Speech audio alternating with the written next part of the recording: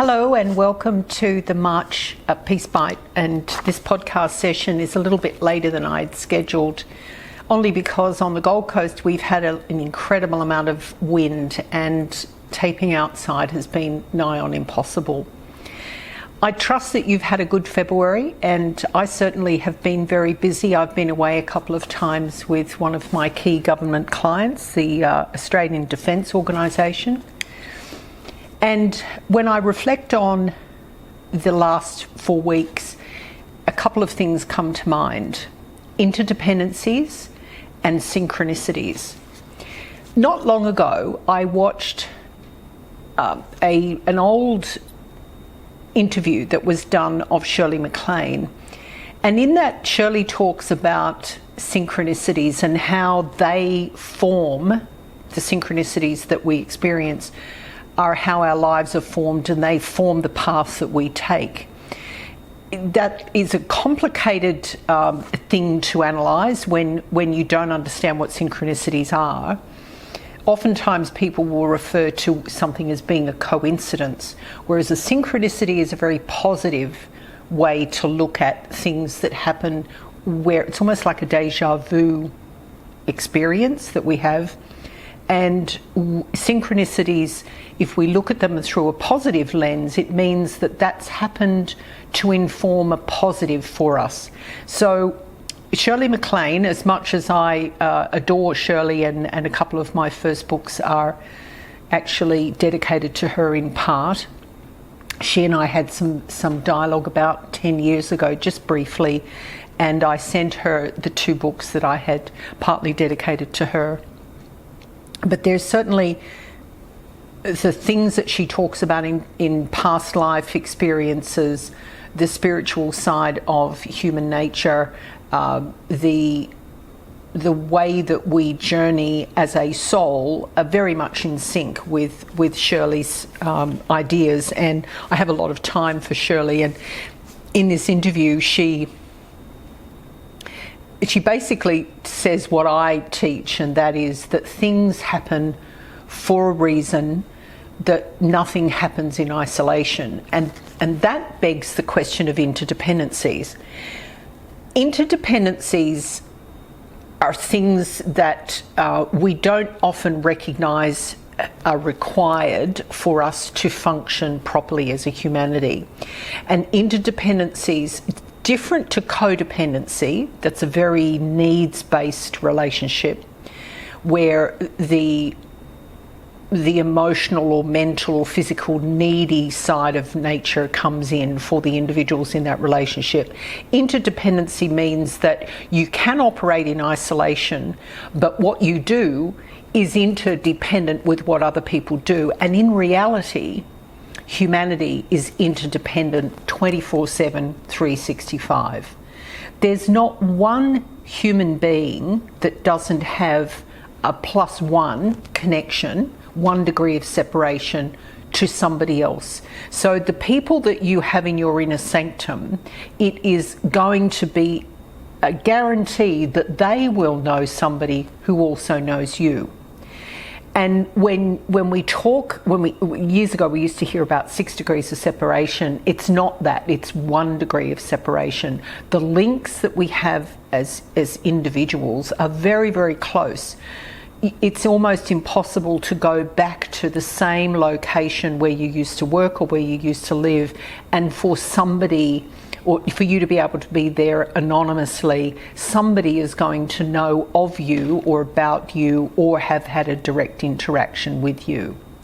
So think about the synchronicities where you have those moments of recognition, where you cross paths with somebody, where you're in the vicinity of somebody.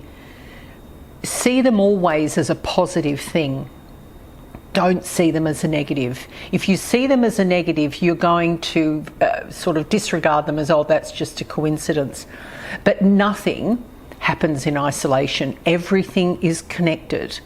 It's like the movie Cloud Atlas. I was in Los Angeles attending a book award when the movie came out, and the people that were running the book award actually gave all of the award recipients a memento from that movie, and I was given a t-shirt which I really love. It's almost worn out now. It's almost, you can see through it. I've worn it so much, but it says on that t-shirt, everything is connected, and everything is connected.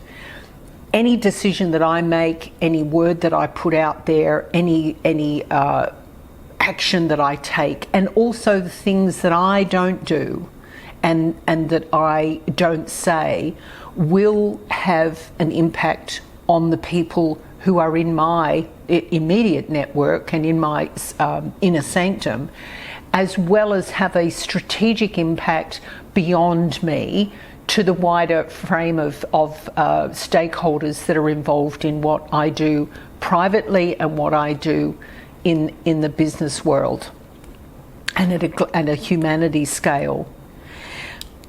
When I was thinking about what to focus on today, apart from those couple of topics, I decided I'm going to read from my epilogue of my memoir, The Peace Angel. And it's not a very long epilogue. That's the Peace Angel book. And the epilogue at the back has some particularly good guiding points. And I have brought these to the pages of my memoir as a direct result of my own experience and my own learnings, and the fact that I've wanted to translate my learnings into little pieces of wisdom for other people to take on. And I trust that you can find some synchronicity with what I'm saying, that you may have a aha moment, a little epiphany, where you can think, gosh, I'm doing that. Perhaps there's a different way for me to live my life.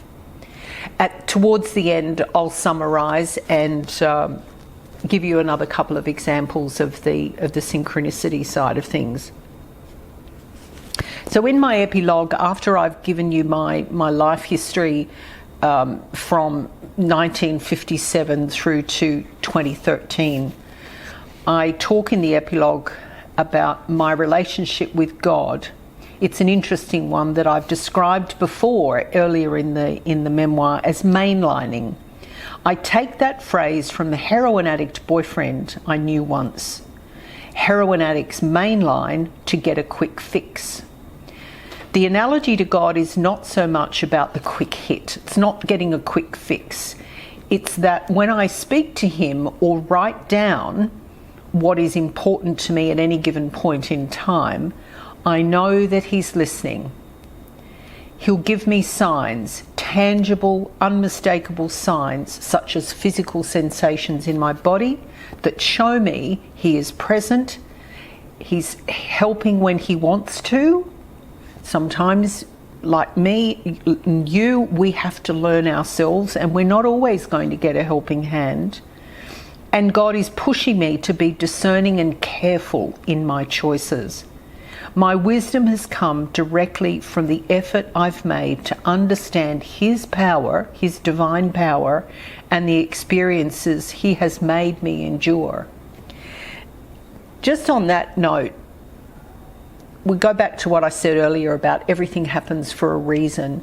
Things also happen in the right sequence at the right time, no doubt. And it might take you a long time to realise that what happened then at that time and in the sequence was to teach a lesson or to bring you something or to remove something, but it will always come as hindsight unless you recognise it immediately. I believe it's essential that humans learn to release a desire to control others, and also learn that relinquishing control of a situation doesn't mean that a person loses their power. A soul's journey to perfection involves learning and requires constant change. When a person lives their life without really changing all that much, or changes for the worse, their soul's path to get back on track and erase the deficiencies and begin the journey to purity and perfection will be all that much harder to travel. A soul's journey is as unique as the physical body through which it lives. Nurturing and improving your soul at all times and under all conditions achieves a level of peace that is palpable to every human being. Our soulmates exist throughout humanity, on every continent and in every colour. Discovering them is a good thing for your soul and can bring a huge sense of closure to those déjà vu moments experienced in life. We have the power to correct our soul deficiencies at any time during our physical life. And in order for us to complete our journey to perfection, it's critical that we understand the opposite non-perfect state. Our souls all start as imperfect states, and it is through mistakes, lessons learned, and applying those lessons learned, and more lives beyond this physical life that we have, that we can remove and temper the imperfections and change at a spiritual level to become perfect and earn the right to be in heaven. The deficiencies of competitiveness and egotism can be replaced with acceptance and letting go of your ego. You actually don't need an ego. Selfishness can be replaced with generosity, sharing, and selflessness. Compassion, caring, kindness, and gentle love must replace cruelty and harshness. Loudness must be tempered into quiet self-control, where an ego is no longer required. Exaggeration can easily be replaced by balanced thinking and tempering self-talk. Intolerances and prejudices have no place in life and should be removed to allow for acceptance, tolerance, and understanding. Fear can be replaced by acceptance, contentment, and calmness. Jealousy, as useless as it is, must be replaced by acceptance. That what exists for us is okay, that equality is a better frame of mind, and that the removal of fear can be achieved through gaining self-intelligence. Likewise, impatience needs to be replaced by patience and calmness.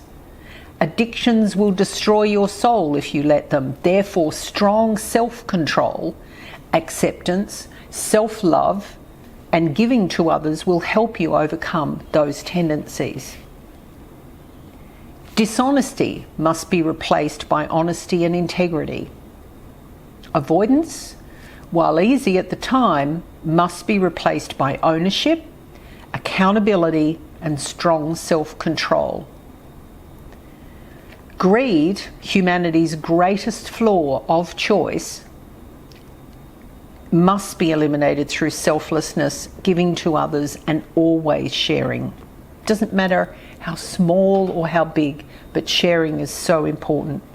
Finally, the need for control over others or everything must be replaced with acceptance, strong self-control, living without an ego and without fear. At a spiritual level, I've learned a great deal over the last 12 years. Now, when I'm talking 12 years, I'm talking from the early 2000s, 2001, 2002, to about 2013, 14. When we have purity of heart, we can see ourselves so clearly. We look with open eyes at our own deficiencies and can more easily determine how to improve. Purity of heart is about being full of compassion for self and for others. In 2002, I realized that in my previous life, I had an ego to satisfy. In my new life, since 2002, my soul has journeyed beyond needing that ego. I have at a soul level learned to give to myself the recognition for being a good person. I always gave that recognition to other people and I never accepted compliments myself, interestingly enough. Those who choose to know me as the deeply spiritual person I have evolved to be understand why my selfless acts are so important to me. They understand why I bounce back to happy despite every challenge and negative situation that comes my way. They know that if I were left alone on this earth, I would still survive and thrive. Through my own soul's journey, I know that anyone can journey to the point of not needing an ego. Ego is, to me it's toxic. It's where you have something to prove all the time, and it's not necessarily about growing older and growing more mature and growing more wise. Ego is you can see it in people who can't walk past a mirror without checking themselves out, who want to be loud and the centre of attention wherever they go. They're not happy just to stand there and let the universe bring to them. They have to be the centre of attention.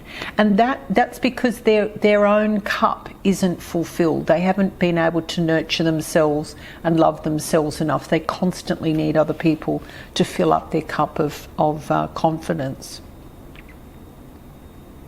Anyone can journey to the point of not needing an ego and yet still function quite profoundly as a member of our greater humanity. Likewise, success is not measured by money, status, power, or possessions. You know, the stuff around me is stuff. The things on this cabinet here are their pictures of myself with family, and that's important to me, but the rest of it is just stuff. The effort you put into perfecting your soul will be ultimately how you are judged and the true success of your life measured. There are not always two sides to a story. I get concerned when people always say, oh, there's always two sides to a story. No, there isn't. There isn't when you think of people who murder other people, who do evil things. The other person or people that they inflicted pain on didn't do anything to deserve that level of atrocity. So don't look to let the perpetrator get away with something. They need to own and be accountable for their actions. When an individual wrong is done, it's done by one person through their actions and also inactions, both words spoken and unspoken. If you could have spoken up to prevent and you didn't, you're just as guilty as if you had spoken up deliberately in a negative way. Everyone has a choice to make when they respond. The response to the wrong that was done has to be owned and chosen by the person who did the wrong, not the other. Making a wrong be owned by the recipient, the person who had that wrong done to them, it actually allows the perpetrator to get away with and make an excuse. They won't own their responsibility and their accountability. It is exactly why there is so much injustice, unfairness, and betrayal existing in our world. We don't always get what we deserve, and we don't always receive what we expect that we should. We are sometimes made to endure far more than is truly right. However, to know in your heart that you have done everything right through the whole journey of your life, the vast majority of your life, you've done good and you've done the right thing and have acted selflessly in all of your decisions, your soul will be the one at peace at the end. This particular week, I've had the opportunity to listen to a radio broadcast by ABC in Australia. And there was an interesting episode about women in science. And I come from that STEM, science, technology, engineering, mathematics background. And I know from my journey in the 70s and the 80s particularly, there was so much gender bias. But I see that still, and it's more than 50 years since I first started paying tax for the work that I did. And it's really unfortunate that particularly intelligent women are pushed to the side, that egotistical young men are brought up as if they have more value. You don't see the intelligent, experienced men pushed to the side. You just don't see it. But you do see it happen to women. And quite frankly, I think it's going to be a long time beyond my lifetime that humanity matures well enough to recognise that it's not the gender, it is the intelligence, the emotional intelligence, the maturity, the wisdom, all of those things coupled together that people should be given opportunities based on.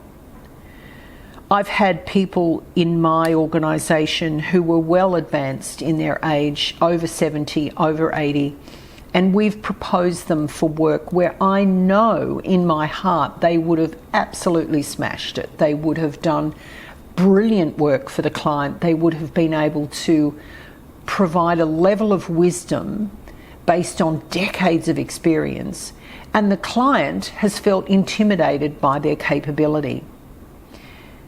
That's a real shame. And in my other books, my first book, No Boxing Allowed, and in From PMS to PMA, I talk about, the women have achieved levels in organisations. They have achieved positions of power. Queen Elizabeth, late Queen Elizabeth, is a perfect example of a woman who was thrust into a position of power and excelled for over 70 years. So we can't say that women don't achieve certain things, because they do, and certain levels because they do, but it is that much harder. And it is still, I can say, after more than 50 years in the business world, it is still a boys' club. And the boys are still playing with their toys in the sandpit. They actually don't want to be organised. They don't want to be accountable. They don't want to be efficient and effective. They actually much prefer to fight over their little set of toys in the sandpit than be held accountable and actually get on and do it. And that is what disappoints me as a member of humanity and as a female member of humanity, to see that rubbish still going on. Now, humanity is going to have to journey way beyond where it is now in order for that to change, and women have to fight that much harder to get the recognition that they deserve. It is a shame, but it is our reality. I encourage you all to have a think about what I've talked about today. Value the synchronicities, the things that come to you that you think, wasn't quite sure why that happened, but obviously there's a lesson in there somewhere. Reflect, look at hindsight as your 20/20 vision. Think about things after they've happened. Don't step in and react. Wait and respond. And always, before you hit on an email, or you send a text message, or you write a letter, or send a card, pause. Make sure that you are perceiving the situation as accurately as you can, and make sure that you're not using your power negatively in that communication. I hope you have a great month of March, and I'll be back